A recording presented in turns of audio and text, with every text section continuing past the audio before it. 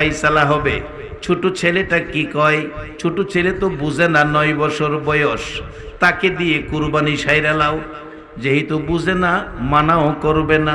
Abdul Muttalib বলেন, রে পাদ্রীরা, আমার ছোট ছেলে কলিজার টুকরা আব্দুল্লাহর গলায় আমি ছুরি দিতে পারবো না, আব্দুল্লাহকে দিয়ে এই কুরবানি আদায় করতে পারবো না। না করলে কেউ যখন কথা শুনে না, কি করবেন? সেটাই তো করতে হবে। এদিকে মক্কা নগরীতে সবচেয়ে বড় ধনাঢ্য ব্যক্তি ছিলেন, কিতাব লেখে যার নাম নৌফেল। নৌফেলের একটা মাত্র মেয়ে মরিয়ম। বাবার সম্পত্তির মালিক তো সব কিছুর মালিক হবে এই মেয়ে। মেয়েটা বাবার কাছে বসে বসে শুনে। নৌফেল তাওরাত, জাবুর, ইনজিল কিতাবের বড় পণ্ডিত ছিলেন, পড়তেন, নমুনা বলতেন আখিরি নবী আসবে।